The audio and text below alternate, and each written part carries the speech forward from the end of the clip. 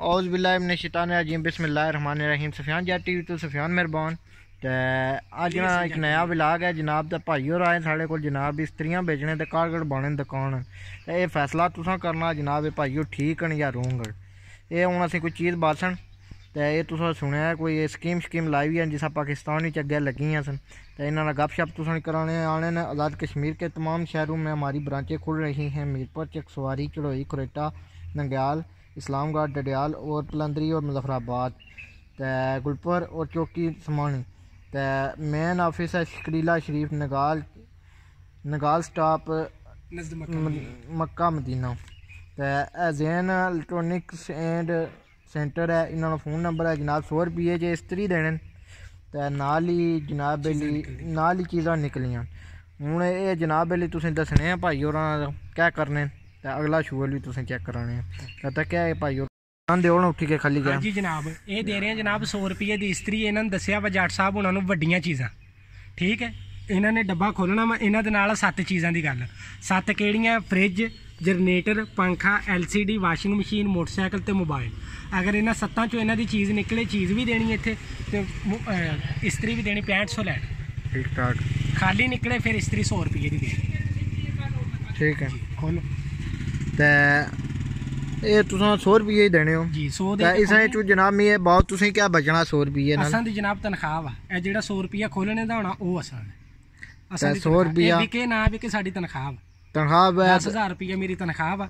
दिहाड़ी दियां 5 बेच लावां 500 बन जांदा, 4 बेच लावां 400 बन जांदा। ते ब्रांच तुसानी ना मालिक कौन है इथे इस्लाम दा? मालिक राजा कबीर कुथा होना? नगाला होटलां दा। नगाल होटल कुथा है? नगाला होटल नगाला स्टाफ मक्का मदीना होटल। केड़ी जगह है? जूने दे विच।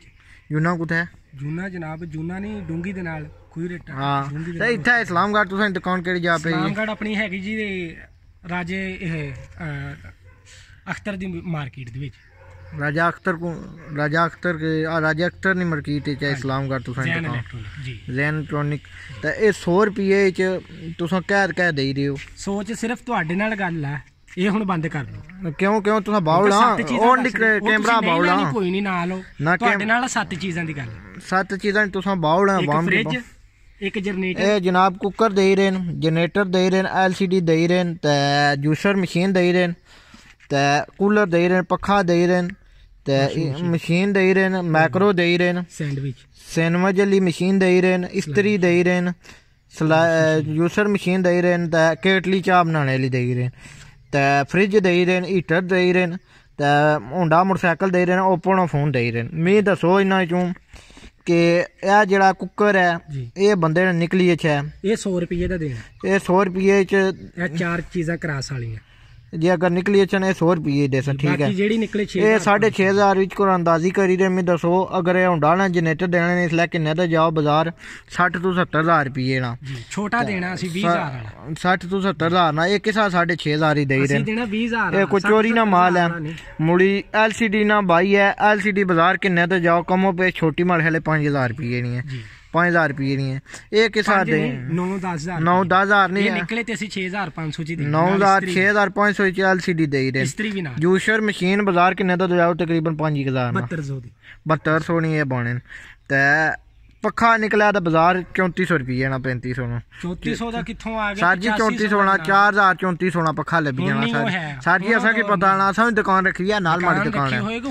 ते मैं दसो इन्हें की क्या बचना 6,500 च कोई अवाम की चूना लाने जनाब इन्होंने कोई इ'यै जेहा सिस्टम है।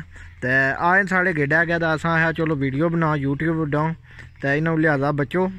तो साड़ी वीडियो की तक्या जनाब चैनल की लाइक करे वीडियो की शेयर करे। तो ऐसा तुम्हें इजाज़त चाहना सफियान जेट टीवी तो सफियान मेहरबान।